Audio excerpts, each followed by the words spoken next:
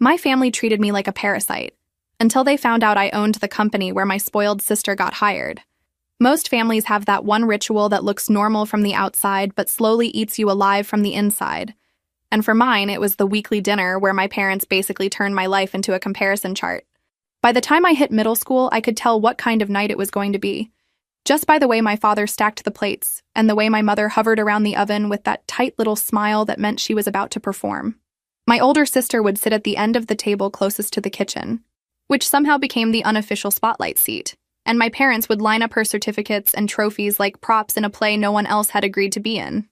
They would read every achievement out loud, pausing for reactions, while I focused on cutting my food into smaller and smaller pieces and pretending my chest wasn't burning. On the surface, it probably looked kind of wholesome, proud parents bragging about their kid, but there was always this second part of the performance where the spotlight swung straight at me. It usually started when my mother tilted her head, sighed dramatically, and asked why I couldn't be more like my sister, as if I had accidentally ordered the wrong personality from a catalog and we were still within the return window. The worst night was when I tried to mention a little project I was working on, some code I had been writing on an old desktop in the basement, and my sister actually laughed out loud. She rolled her eyes and said playing with computers didn't count as a real accomplishment, and my parents laughed with her the way people laugh at a joke they don't even understand but feel obligated to support. My father had two main modes when it came to me: explosive and invisible.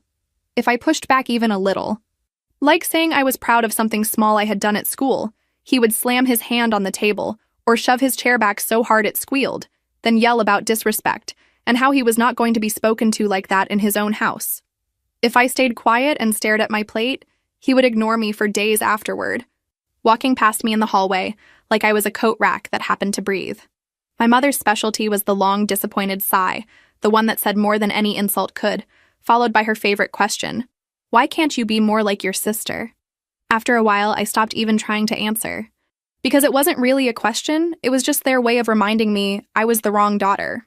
The only place that felt remotely safe was the basement. It wasn't some cute, finished basement with a couch and a big screen. It was cold concrete, exposed pipes, old boxes, and a beat-up desk in the corner with a creaky office chair that I found on the curb one afternoon.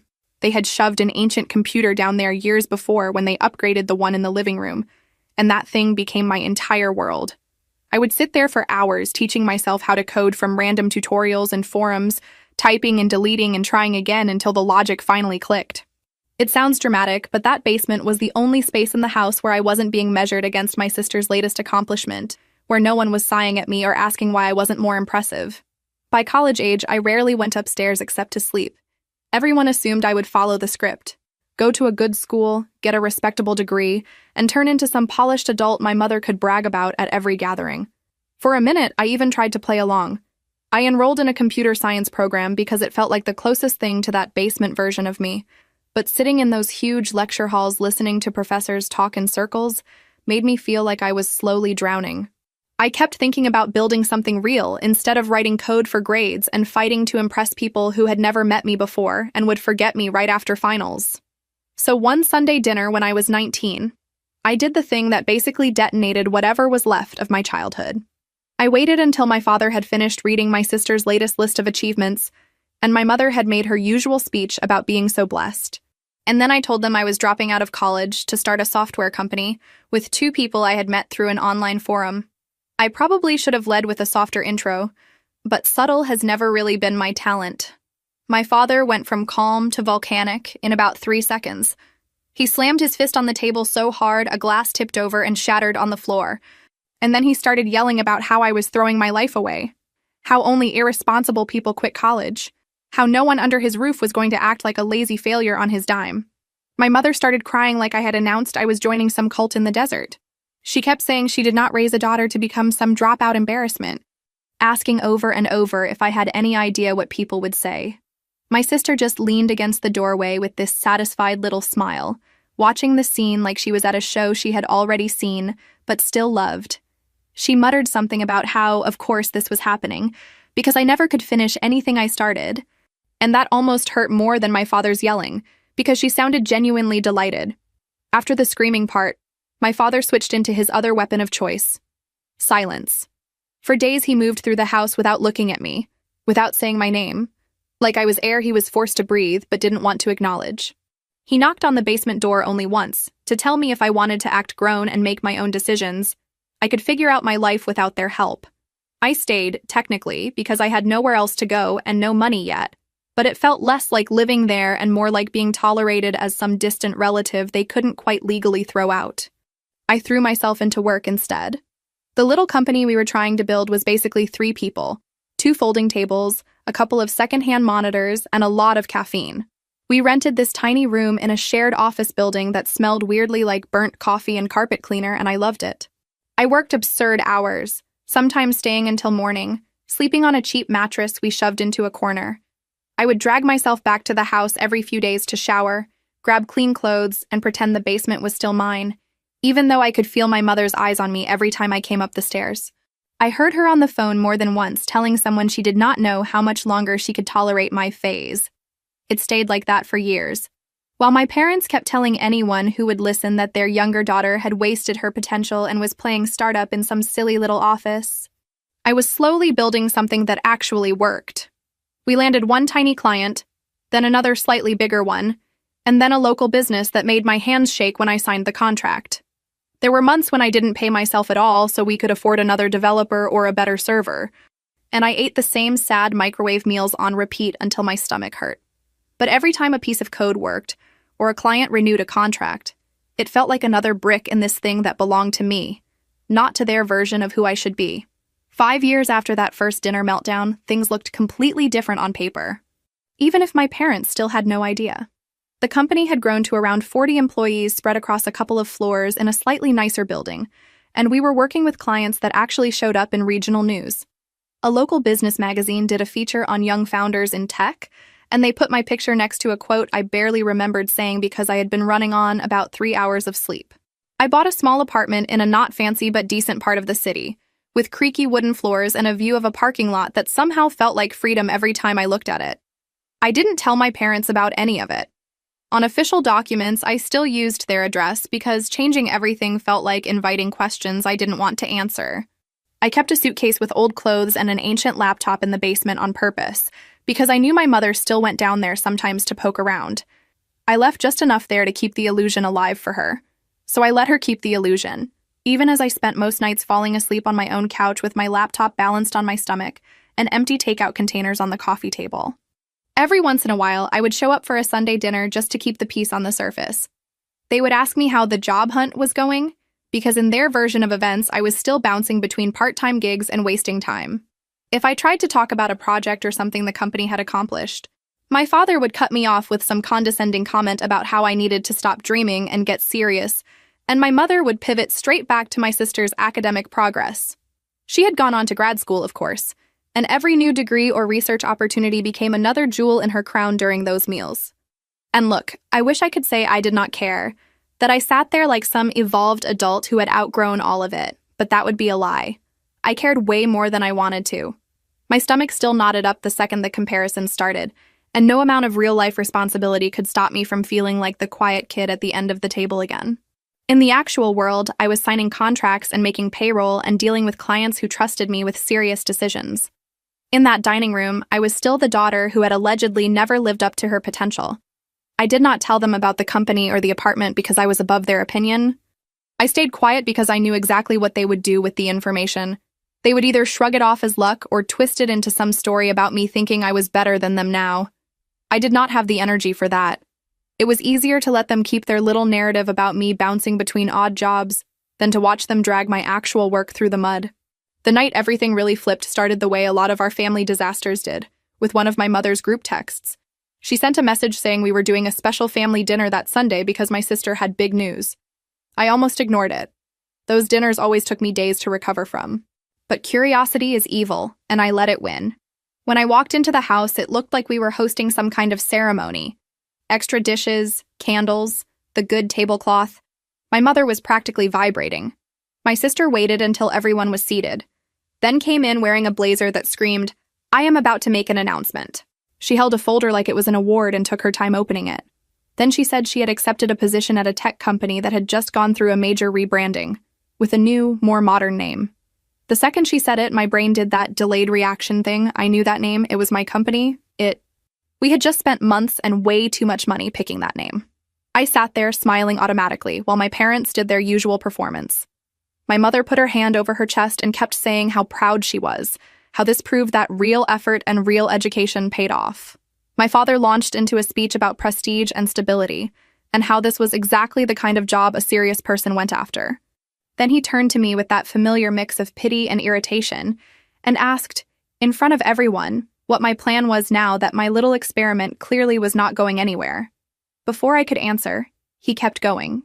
He talked about how I was still living in their basement at 24, still refusing to finish my degree, still being carried by their generosity. He said he had been patient long enough, and that seeing my sister finally succeed made him realize he could not keep enabling my so-called lifestyle. My mother nodded along, dabbing at her eyes, and my sister watched me like she was waiting for a fight to break out. When he said I had until that night to pack my things and get out, it should have broken me. Instead, I felt this almost hysterical little burst of laughter caught in my throat. The whole thing was ridiculous. I already had an apartment. I already had a life outside that house. The only thing they were actually taking from me was the illusion that they were in control of anything. But the words still landed. Being called a parasite by your own father is not something you just shrug off because the logistics technically work out. I did not argue.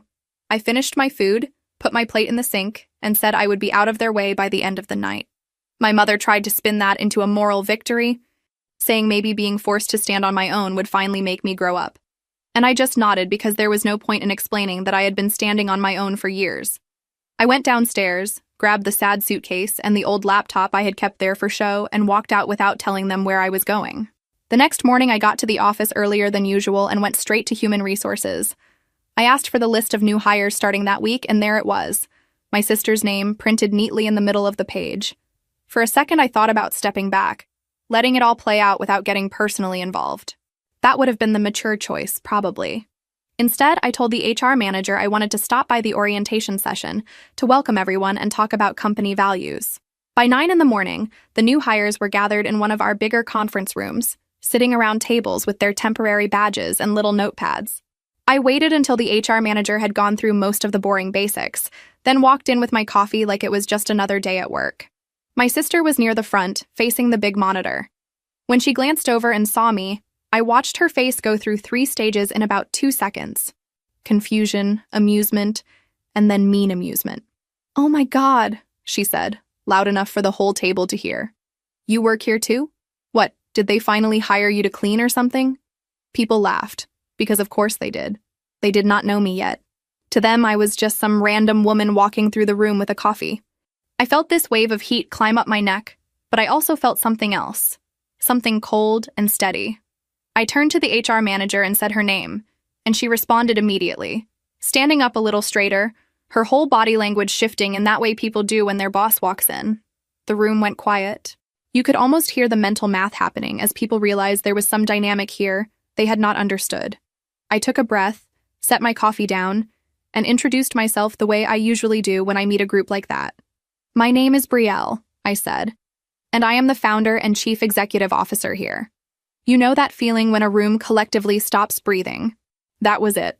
A couple of the new hires looked down at their hands like they were praying to disappear. One guy swallowed so loudly I could hear it from across the table. My sister just stared at me, her mouth slightly open, like she was trying to reboot. I could have let it go. I could have laughed it off, made some joke about siblings, and moved on. Instead, I reminded everyone in a very calm voice that the company had a zero-tolerance policy for disrespect and harassment, even in joke form, and that we took how people treated each other very seriously. Then I turned toward my sister and said she owed the room an apology. She blinked at me like I had slapped her. For a second, I thought she was going to refuse, and honestly, I don't know what I would have done then. But she stood up on shaky legs, cleared her throat, and muttered something about being out of line and not meaning any harm. Her voice wobbled and her eyes were shiny, and I felt that pinch of guilt that always shows up when you do something on purpose that you know is technically justified, but still feels a little cruel. I stepped back, told the HR manager to continue with the orientation, and asked my sister to stop by my office at the end of the day. Then I walked out like my legs weren't shaking. The second my office door closed behind me, I had to sit down because the adrenaline crash was brutal. I kept thinking, okay, you wanted them to see you, right? Well, now they see you. Congratulations. When my sister showed up that afternoon, she looked like she had aged 10 years in a few hours. Her eyes were puffy. Her hair was falling out of its careful style, and she walked in like someone heading to a sentencing hearing. I gestured for her to sit, opened her file on my screen, and tried to switch my brain into professional mode. I told her straight up that her resume was solid and that she had been hired on her own qualifications, not because anyone knew she was related to me. I also told her that what she said that morning would have been a problem even if she had said it to a random coworker. But saying it to the person who technically owned the building took it from bad judgment to something much closer to self-sabotage. She started crying pretty much immediately, big messy tears, saying she had no idea I was in charge, that she thought I was some kind of temp or assistant. Then she hit me with the question that has been echoing in my head ever since. She asked why I never told them, why I never told her or our parents, or anyone in the family, what I had built. Why I let them keep treating me like some failure living in the basement while I was showing up in magazines. I told her the truth, or at least the version I could fit into that conversation without breaking down. I said our parents had decided who I was a long time ago, and that nothing I said seemed to change it. When I tried to share good news, they would either dismiss it or twist it into some criticism. I said it felt easier to stay quiet than to hand them something I was proud of and watch them tear it apart. I also told her that this job of hers, this opportunity, needed to be about her work, not about whatever story the family had been telling about me for years. I kept her on, because firing her on her first day would have been overkill and frankly a nightmare for HR. But I made it clear that she would be reporting to one of our strictest managers, someone who did not tolerate drama or excuses, and that in the office I was her boss, not her sister. I also told her I was not going to call our parents and walk them through my job title or bank statements. If she wanted them to know, that was her decision and her mess. 2 days later, my parents made the decision for themselves. Apparently, someone from their social circle had seen the article about young tech founders and had put 2 and 2 together after hearing about my sister's new job. They showed up at the office reception without an appointment, full of that fake politeness they use when they're furious but still want to look respectable. My assistant buzzed me, sounding nervous, and I had to take a full minute before I told her to send them back. They walked into my office and did that thing where they look around like they're evaluating a hotel room they might complain about. My father's face was red, my mother's eyes were already watery, and there was this heavy silence before he started in. He accused me of lying to them, of deceiving them, of humiliating them in front of the entire family by letting them talk about me like some lost cause while I was apparently building an empire behind their backs. He said they always believed I had potential and that I had betrayed their trust. I just stared at him for a second, because hearing him rewrite our entire history in real time like that was honestly impressive, in a twisted way. Then I asked him calmly to tell me one time he had ever asked a real question about my work, instead of just assuming it was a joke. I reminded them of all the dinners where any time I opened my mouth they cut me off to brag about my sister.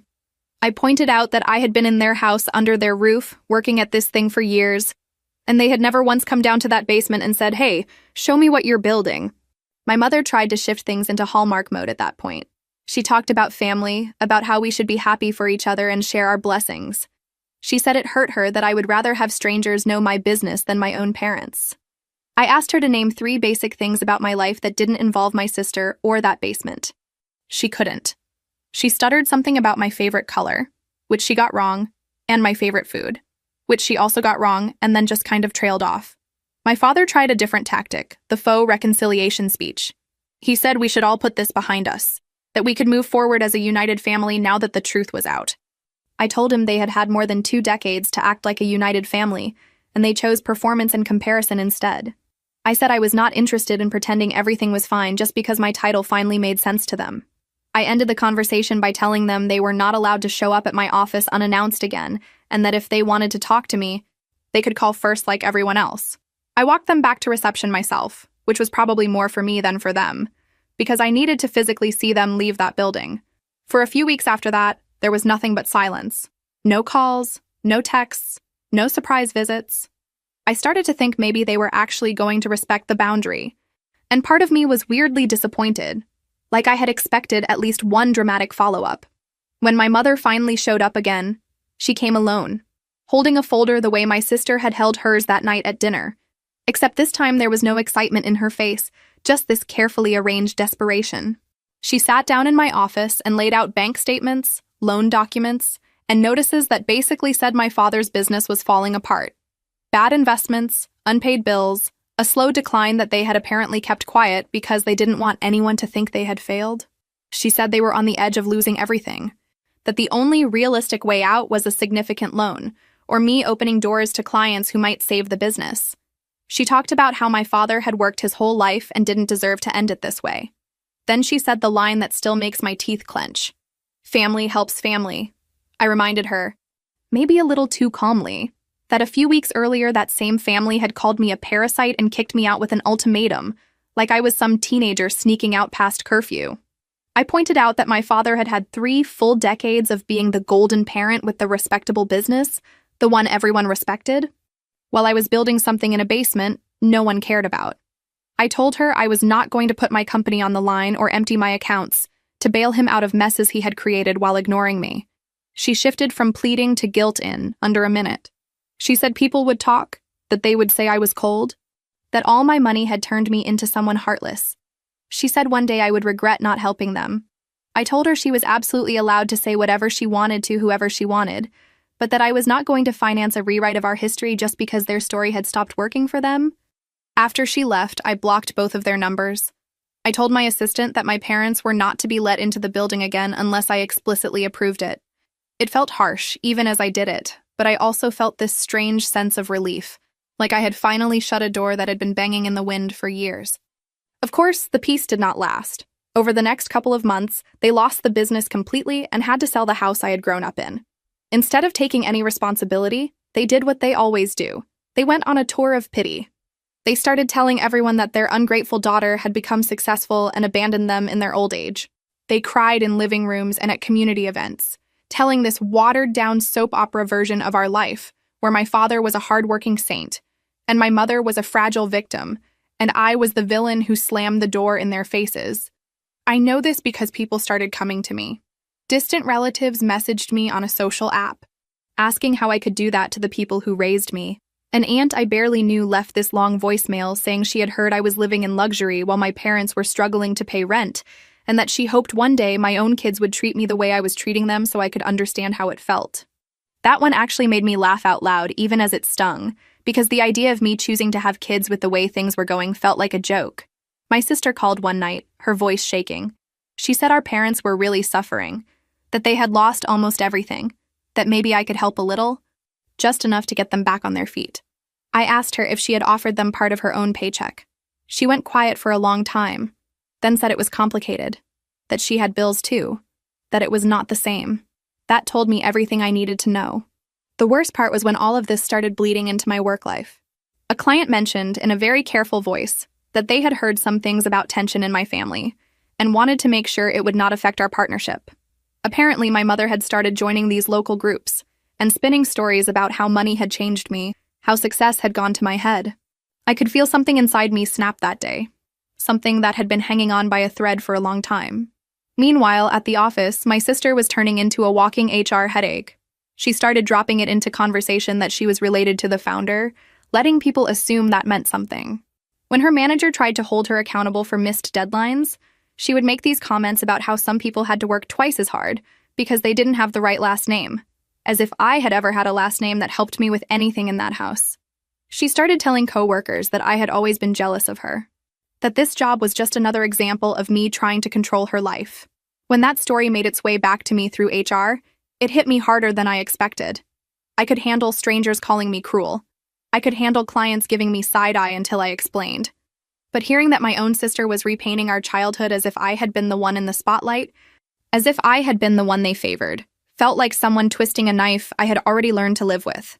I had a meeting with her manager and the HR team, and they laid out the pattern, using our relationship as a shield, undermining authority, manipulating people's sympathy. We all knew it could not continue. I transferred her to a role with very clear, repetitive tasks and heavy oversight, as far from anything strategic as possible. I told her, in my office again, that I was doing this to give her a chance to stabilize rather than firing her on the spot, but that if I heard about one more comment using our family dynamic at work, she would be out. She accused me of persecuting her, of using my power to punish her for childhood stuff, and I will not lie, that hurt. I told her the door was literally right there, and she was free to leave if she thought another company would be a better fit. She didn't walk out. She stayed for a while, simmering. Around 4 months after my parents had first come to me with their stack of financial papers, they showed up again, calmer this time, and honestly, that scared me more than the yelling. They said they had started therapy, individually and together. They pulled out little notes from their pockets. Things their therapist had apparently said about patterns, favoritism, and the damage they had done by constantly comparing me to my sister. For the first time in my entire life, I heard my father say the words, "We were wrong. If you are waiting for me to say that everything melted and we all cried and hugged, I am going to disappoint you." I did not melt. I felt this mix of anger and exhaustion, and underneath a small stubborn hope that I hated myself for. They said they wanted a chance to actually get to know me, not the version they had built up in their heads. They wanted to have a relationship with me as an adult, to fix things. I told them I was willing to try something, but on my terms, and that those terms would not be up for negotiation. They could see me twice a month, in a neutral public place like a coffee shop, for exactly 1 hour. Not in my home, not at my office, not in any space that belonged to the life I had built without them. If they were more than a few minutes late, if they asked for money, if they brought up business or tried to guilt me over the past, I would walk away and that would be it. I told them I was not promising forgiveness or closeness or holidays together. I was promising coffee and conversation, and that was all. They agreed. Of course they did. They were desperate. We met for the first of those little visits a week later. It was awkward in a way I had not been prepared for. They did not know what to talk about if they were not lecturing me or listing my sister's accomplishments. We ended up talking about the weather, about random news, about how crowded the coffee shop was. They asked what I liked to do in my free time and seemed genuinely surprised when I answered, as if they were interviewing a stranger. As the months went by, they learned stupid basic things like the fact that I actually hate the food my mother had always cooked for me because she never asked what I liked, or that my favorite kind of music was nothing like what they had assumed. I answered politely, but I kept it surface level. I could feel them wanting more, wanting some big emotional breakthrough, but I was not ready to hand that over just because they had a few sessions with a therapist who finally said out loud what I had known since I was a kid. Around the same time, my sister decided to leave the company. She accepted an offer from a competitor and told her manager it was time to build an identity away from my shadow, which would have been hilarious if it hadn't been so sad. She sent me a stiff email saying she appreciated the opportunity and wished me well. I stared at it for a long time before replying with a simple good luck, because anything more would have been a lie. During one of the coffee shop visits, my parents tried to steer the conversation into deeper water. My mother started talking about regret, about nights she could not sleep because she replayed things she had said to me when I was younger. My father said he knew they had pushed too hard, that they had been unfair. I stopped them. I reminded them of the rule: no digging into the past, no emotional autopsy. If we were going to do that, it needed to be in a therapist's office, not over lattes at a crowded table. They did not like that. My father said that after all the work they had done, all the effort, they deserved more openness from me. That word deserved lit me up. I told him gently but very clearly that he did not get to decide what kind of emotional access he deserved to me. I said they were not the ones in charge anymore. I think that might have been the first moment he really understood that the power balance had shifted for good. By the 6th month of those visits, the tension had started to build again. My mother mentioned very casually that they hoped to be involved in future important moments in my life, like if I ever got married or had children. I almost laughed, because the idea of inviting them into those spaces after everything felt like inviting a tornado into a glass house. I told her there were no guarantees, that she needed to stop imagining some big family reunion scenario. My father said they had done the work, that 6 months of therapy and consistent visits should earn them some trust back. I told them 6 months could not erase decades, and that I was not interested in pretending otherwise just to make things smoother for them. When they pushed again, asking if they could at least come see my apartment, I said no. I told them, very plainly, that my home was my safe place, and they were not welcome there. My mother's eyes filled with tears and my father's jaw clenched, and I felt that old familiar guilt rise up. But I did not back down. Apparently that was the moment my mother decided to revert to her favorite coping mechanism: public performance. A few weeks later, someone sent me a screenshot of a long post she had written in a community group on a social app. In it, she talked about her estranged daughter, who refused to let her own parents see where she lived, who punished them for past mistakes even after they had sought help. She painted herself as this tragic figure trying her best with a cold and distant child. She did not use my name, but anyone who knew us would have recognized who she meant. At our next scheduled coffee visit, I showed her the screenshot before I even sat down. My hands were shaking, not from sadness, but from anger so sharp it felt almost clean. I told them the experiment was over. They had broken the bare minimum of trust I had offered by taking our situation back to the court of public opinion like they always did. I said I would not be meeting them like that anymore. They begged. They said it was just a cry for help, that she had written it on a bad night, that she regretted it. I told them I believed they were sorry, but that this was exactly the pattern I had grown up with. Public drama first, private apology second. I said I was done playing my part in that. After that, months went by with no contact at all. The silence was different this time, heavier but also cleaner. I poured myself into work again, the way I always do when my personal life feels like a mess I do not know how to untangle. We expanded the company, opened a small satellite office in a nearby city, hired more people.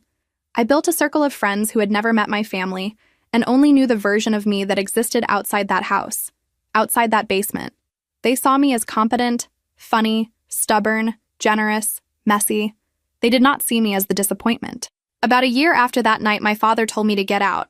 I realized I could think about my parents without my whole body tensing up. The anger was still there, but it had cooled into something more solid. Not forgiveness, just clarity. I knew exactly who they were and what they were capable of. I knew what they had done and what they had lost. I also knew I did not owe them access to the parts of my life that finally felt like mine. After around 6 months of total silence, I agreed to see them again, but on even stricter terms. Short monthly visits, half an hour at most, same public place. No talk of the past, no talk of money, no talk of other people's opinions. They took what they could get. They showed up, sat across from me, and asked about work in this light, careful way, like they were afraid of stepping on a landmine. They did not push for invitations or more time. Maybe they finally understood the limits were real. Maybe they were just tired. My sister texted me on holidays and birthdays, little polite messages that said things like, "Hope you are well and wishing you the best." We never talked about the company or our parents or that day in the conference room.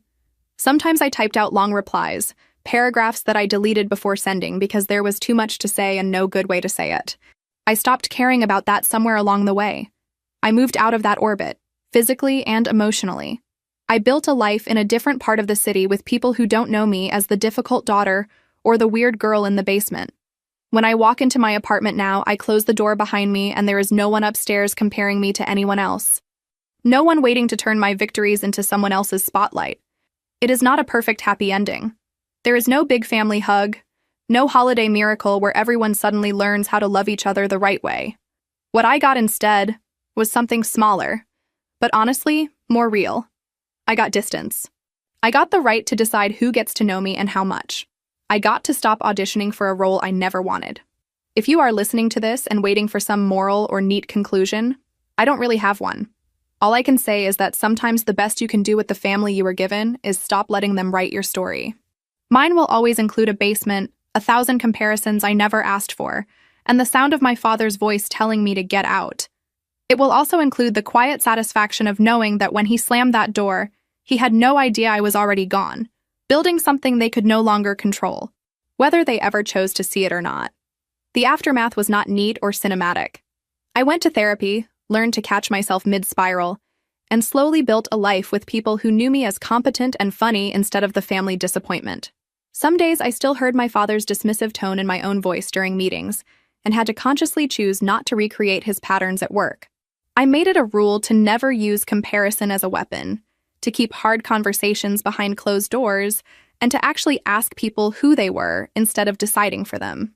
My parents settled into a smaller rental apartment, and into this strange role of distant relatives I happened to share a lot of history with. We saw each other briefly in coffee shops now and then. They asked careful questions, tried not to push, and occasionally slipped back into old habits before catching themselves. The community we grew up in still sees me as the villain in their version, the ungrateful daughter who got money and lost her heart. I stopped trying to fix that storyline. Let them keep the play they rehearsed for decades. I am not in that audience anymore. If there is anything close to a lesson here, it is just this. You can love your parents and still decide they do not get full access to you. You can grow up being told you are less and still build a life where you are not the punchline. When my father told me to get out, he had no idea I was already halfway gone.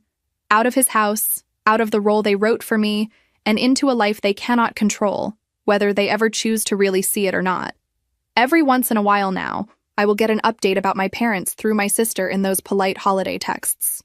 A small health scare, a neighbor moving away, a new hobby they are trying. I listen. I respond with neutral concern, and then I go back to whatever I was doing before. I do not rush to their side. I do not ignore it completely either. I exist in that middle space, the one no one writes stories about, where you care enough to hope they are okay, but not enough to let them pull you back into the old roles. Maybe that is the real ending here, as unsatisfying as it might sound. Not total estrangement, not cozy reconciliation, just a complicated, imperfect distance where everyone knows the lines they are not supposed to cross anymore. They stay mostly on their side. I stay on mine. Sometimes our paths overlap for a coffee or a text or a random event. Most days they do not. And in the middle of all that, life keeps happening. The company grows or stalls or shifts direction. New people join, others leave. I screw things up, fix them, screw up different things. I learn, slowly, how to be a boss who does not weaponize comparison, who does not use silence as punishment, who does not mistake fear for respect. I fail at that sometimes and then try again. I make time for friends who feel more like family than the people who share my genetics. I figure out what I actually like to eat when I am not trying to anticipate someone else's reaction. If you stripped away the career part, the business and the panels and all of that, the core of my story would still be the same. It is about a girl who grew up being told she was never enough and then built a life where she stopped asking the same people who broke her to be the ones to fix her. It is about messy boundaries and late-night panic and blocked numbers and tiny victories that no one claps for except you and maybe one or two people who really get it. So if you are waiting for me to say that one day my parents woke up completely transformed, sorry. They are better in some ways, still themselves in others. They forget and slip back into old habits sometimes. I catch it now, name it, and step back before it swallows me. That, more than anything, is the change that matters. Not their tears, not their apologies, not their failed businesses or rented apartments. My reaction? I used to think being a good daughter meant absorbing every blow and still showing up smiling. Now, my definition is different. Being a good daughter, for me, means not teaching the next version of me. Whether that is a niece or some kid in a coding class or whoever, that love equals constant self-betrayal. It means letting the story be complicated and ugly and not cleaned up for public viewing, even if that makes some people uncomfortable. So when I tell you all this, it is not because I want you to pick a side or tell me I did the right thing. I am not on trial. I am just finally saying the quiet part out loud, the part my parents have edited out of their version for years. They still have their story. This one is mine. And for the first time, that feels like enough. The weeks right after everything blew up with my parents and my sister were weird in a way I did not know how to explain to anyone who had not grown up like that. At work, people were still figuring out how to be around me now that they knew their boss was the same woman who used to show up in old sneakers and sit quietly in the back of the room during all hands. I could feel it when I walked down the hall, this mix of respect and curiosity and a little bit of fear, which was honestly hilarious considering I still went home and ate cereal for dinner over the sink some nights because I was too tired to cook. One morning, I walked past the break room and heard my sister's name followed by that little drop in volume people do when they know they are talking about something they should not be talking about. I caught a fragment of one of the new analysts saying he felt bad for her, that it must be hard to have a sibling as your boss, and another voice, older, saying quietly that it was only hard if you tried to act like the rules did not apply to you. I stood there with my hand on the door frame, listening to the hum of the refrigerator and the clink of a spoon against a mug, and I had this split second where I almost walked in and made some big speech about professionalism and respecting everyone. Instead, I backed away and went to my office. I did not need to control the narrative in every room anymore. I just needed the work to speak for itself. Human Resources scheduled a check-in with me a few days after I moved my sister under that stricter manager. They sent one of the senior people, the kind who has the calm voice and the stack of printed policies. She asked if I wanted to file any kind of formal complaint about my sister's comments during orientation or the things she had been saying to coworkers. The company would support me if I did, she said. I sat there looking at the logo on the folder between us and realized how bizarre it was that for the first time in my life, the system was tilted in my favor. I could have made things very ugly for my sister very fast. I told her I did not want some big public punishment, that I just needed my sister to be held to the same standards as everyone else. I said if the performance did not match the expectations, then the consequences should be the same as they would be for any other employee. The woman from Human Resources nodded like she actually believed me, like she understood that this was not about revenge. Inside, I was a mess. Part of me wanted to watch my sister get marched out of the building with a box of her things, just so I could send that image back in time to the version of me sitting in the basement while everyone clapped for her at dinner.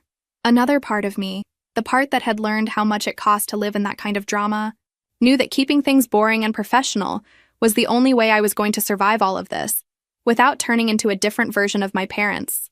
The first coffee with my parents under all those new rules felt like the most awkward job interview I have ever sat through, and I have sat through some painful ones. We met in this generic little place near my office, the kind with beige walls and fake plants where no one is trying to impress anyone. I picked it on purpose because there were no memories attached to it. No birthday cakes, no graduation photos, no holiday decorations that would make my mother tear up and try to turn the conversation into some kind of nostalgic hostage situation. They were already there when I arrived, sitting side by side instead of across from each other, which told me everything I needed to know about how they had been psyching themselves up for this. My father had his hands folded on the table, fingers laced so tightly his knuckles were white. My mother had one of those paper cups in front of her, untouched, her lipstick printed perfect on the lid from where she had tested it once and then forgotten about it.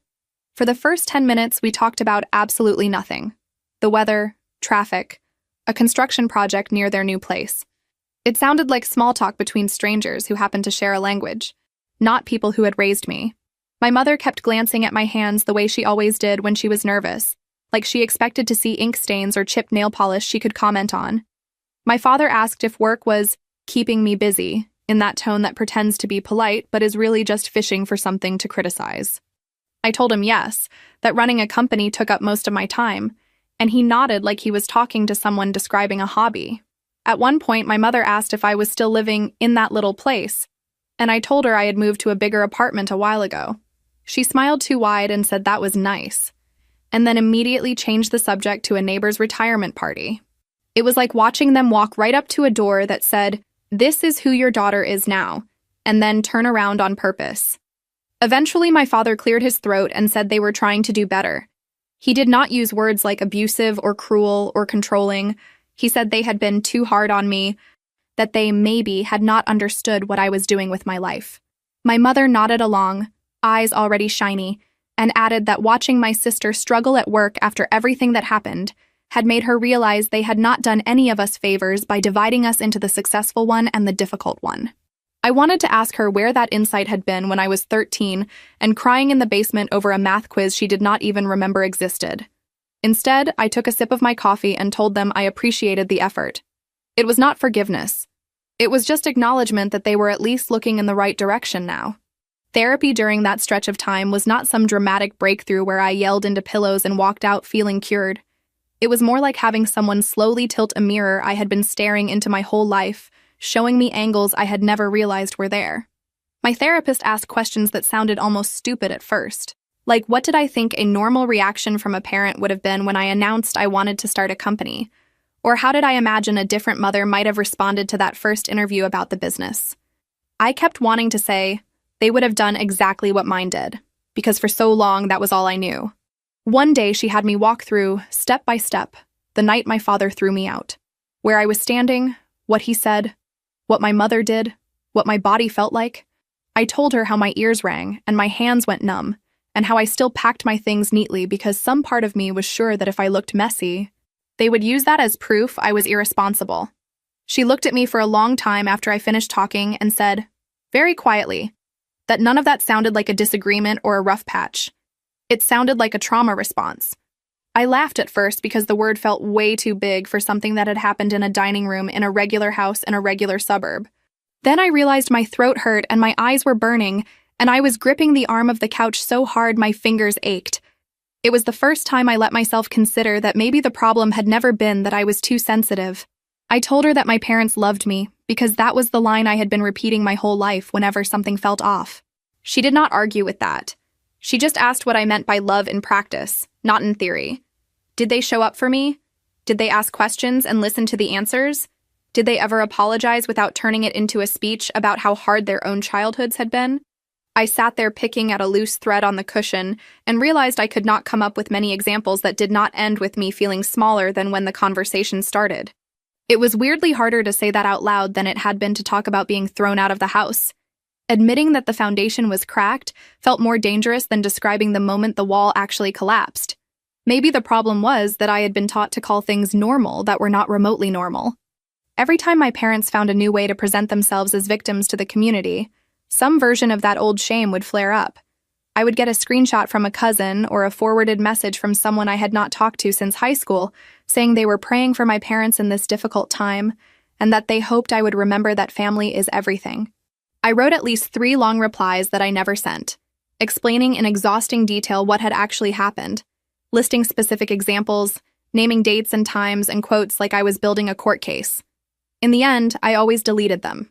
I started to understand that anyone who heard our daughter abandoned us when we lost everything and did not think to ask a single follow-up question was not my audience. Holidays were the strangest adjustment. There was one year, not long after my parents had moved into the smaller apartment, when my sister texted a group message asking what everyone was doing for one particular winter holiday. I was sitting on my couch with takeout containers on the coffee table, laptop open to a spreadsheet because apparently that is my version of comfort. For the first time ever, I realized I had the option of not going, not making the drive, not walking into a room where every story started with, "Remember when you embarrassed us," and ended with my sister being praised for something. I said I already had plans. It was technically true. My plans were to stay home, bake something from a boxed mix, and watch whatever random movie I could find while texting a friend who was also avoiding their family for reasons of their own. It was easily one of the calmest holidays I have ever had. No one slammed a door.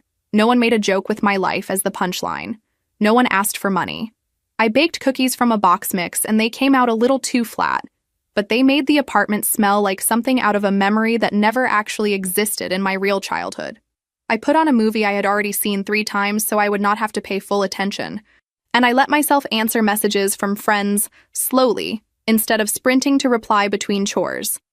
At one point, I caught myself humming along to some cheesy song from a commercial and had this ridiculous thought that maybe this is what holidays are supposed to feel like when you are not walking on eggshells. Boring, a little lonely, but safe. I could work with boring and safe. The last real conversation I had with my sister before she left the company happened in the parking lot on a random weekday evening. The sun was already down, the kind of early darkness that makes you feel like the day has been stolen from you. She was leaning against her car, arms folded, staring at the ground like it had personally offended her. I almost walked past her because I was so tired I could feel the exhaustion buzzing under my skin, but she looked up and said my name in a way that made it clear she had been waiting. She told me she had accepted an offer somewhere else, that she knew I probably already knew through some email or paperwork, but wanted to say it out loud. She kicked at a little pile of gravel with the toe of her shoe and said she had spent most of her time there waiting for me to suddenly turn into the version of me our parents always described, the one who was lazy and dramatic and irresponsible. Instead, she kept running into this other person, the one who stayed late to help a team finish a deadline and remembered birthdays and knew the name of the receptionist's dog. She said it messed with her head to realize there were whole parts of my life our parents had never bothered to mention, like the fact that my company even existed. I did not know what to do with that information. There was a small, petty part of me that wanted to say, "You could have asked," but I swallowed it. She said she had thought getting hired at my company was going to prove something, that it would finally make her feel as impressive as everyone had always told her she was. Instead, it had felt like being measured against a version of me she had never bothered to get to know. I did not say anything for a minute because I honestly did not trust my mouth. There was too much history sitting between us in that parking lot, too many years of dinners and comments and eye rolls for a tidy conclusion. Eventually, I told her I hoped she found a place where she could figure out who she was without our parents' script running in the background. I said I did not hate her, even if there were days when I wanted to. I did not forgive her either, not fully, but I was not interested in spending the rest of my life as the mirror image of the people who had hurt me. She nodded, wiped at her face like she could not quite believe she was crying, and said that maybe we could be the kind of siblings who send each other messages on holidays and birthdays and leave it at that. I said that sounded about right. We have mostly kept that bargain. By the time all of this settled into something like a new normal, my life from the outside probably looked pretty boring.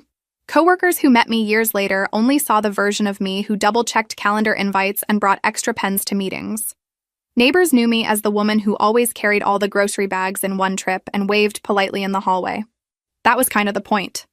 The chaos that used to live in every room of my life got downgraded to background noise I could mute when I needed to. When people complained about their parents being a little overbearing, I learned to nod and say, "Yeah, I get it," without feeling the need to hand them my entire history like a file. That is what I wanted. The drama stayed contained in specific places instead of bleeding into every room. Fights had beginnings and endings instead of stretching on for weeks in passive-aggressive silence. If my phone lit up with a family name, I could choose not to pick up, and the world did not end. It is not a perfect story. There is no neat bow that makes all of it worth it.